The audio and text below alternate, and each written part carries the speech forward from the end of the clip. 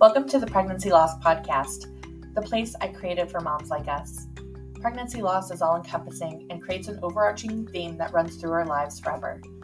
We have to learn to live with and beside the grief of losing our baby.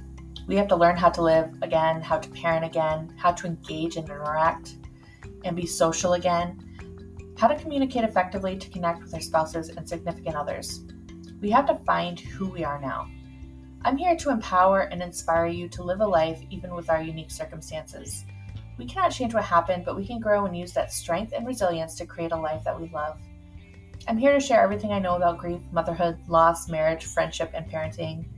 I'm here to encourage you to find the beautiful side of grief, the side where we don't have to isolate ourselves or suppress the need to share stories, the side where you have moms just like you to support and encourage you. The side where we become the best versions of ourselves, not in spite of our loss, but thanks to it. Pregnancy loss is devastating, but it can also be an opportunity to reflect on who we were and who we want to become. So join me every Tuesday for a new episode on the Pregnancy Loss Podcast. Let's jump in.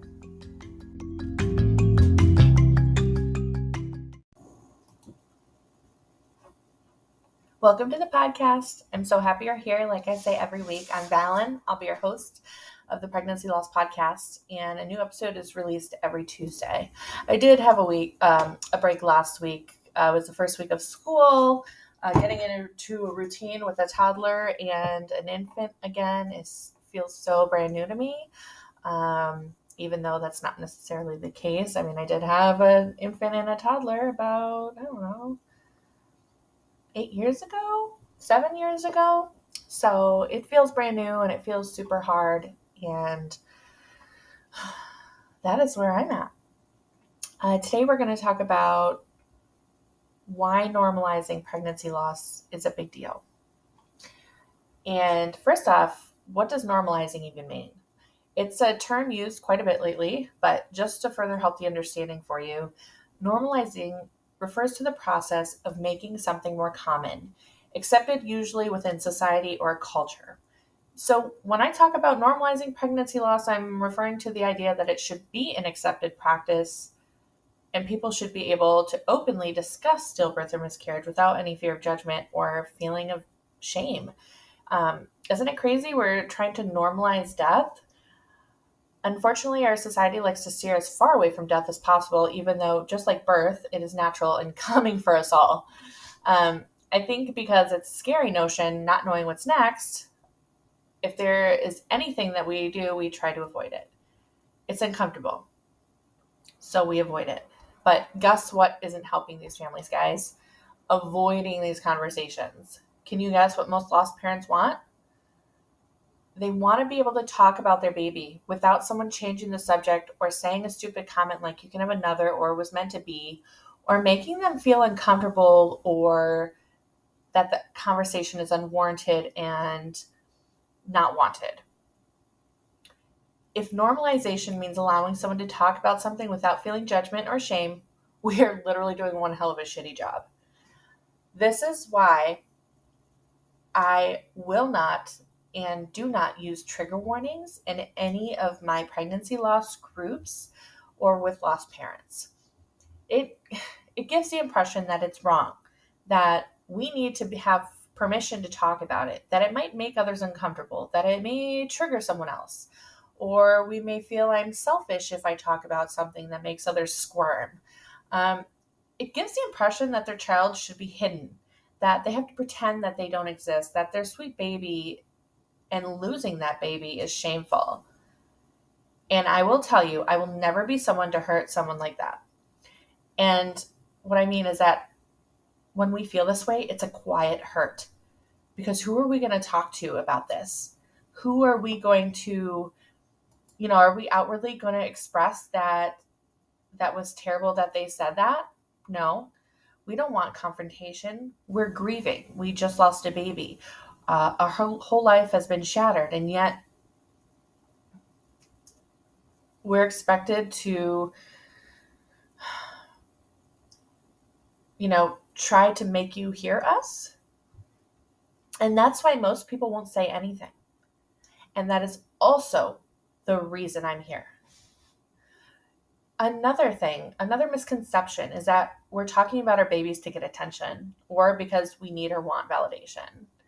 And although acknowledging our babies always feels good, we do it because it opens up the conversation for others. It opens up the conversation for others to share without being scared, without the fear that they're going to be judged or shamed. We do it to make them realize that it's okay to share and that we shouldn't feel judged to tell our story or worry about what other people think. These are our stories, and to share is to connect. It is a way to connect others we didn't even know lost a baby or had some other trauma that connects you. I've already talked about this, but when I lost Evelyn, the phone call that I remember the most is from my grandma. At the time, she was 79 or 80. And I was one of the only and first people that she talked about her stillbirth that she had back in the 50s. It was the 50s or 60s. And it was devastating because they took her baby, her little girl, and that was it. She was never allowed to see the baby. She was made to feel shame around having a stillbirth baby, like something was wrong with her, and or maybe something she did cause it or she caused it because of her body. So, there's so many feelings that come up for this. But that's what I mean. Our stories connect us. I didn't know my grandma had a stillborn.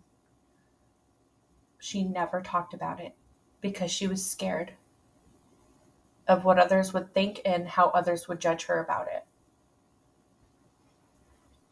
And my grandma's gone now, and I wish that I could talk to her about it, and I wish I could help her process that and be the person who told her that it was okay. And because I was going through my grief, it was a few days after Evelyn had died, I couldn't support her. I couldn't think anything but sadness. So that makes me sad.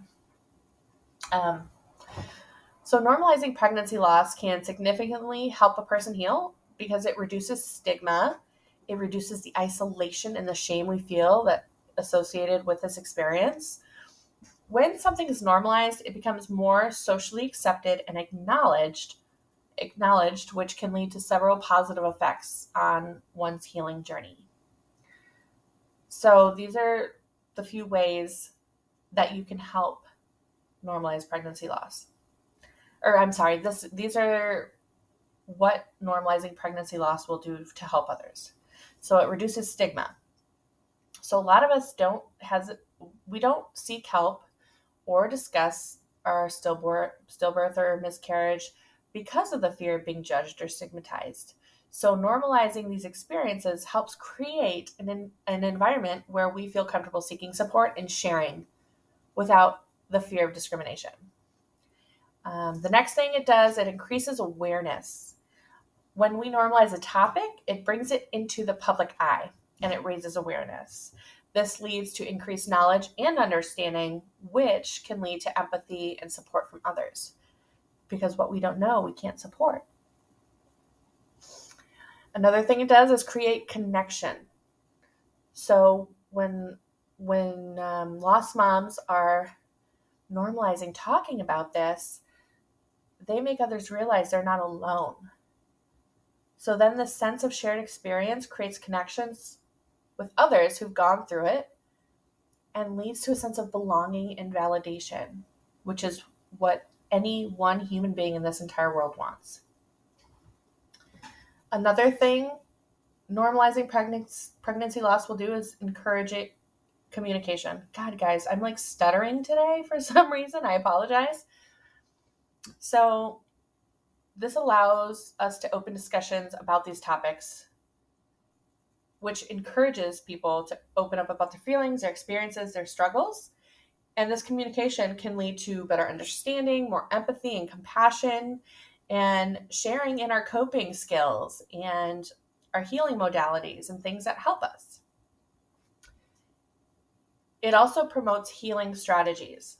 So things like seeking therapy, practicing self-care, exercise, nutrition, sleep, All of these things help these individuals without them feeling like they're weak or it's unusual or it's just taboo still. Do you remember, guys, like, I don't know, 5-10 years ago, how taboo it was to have or go to therapy?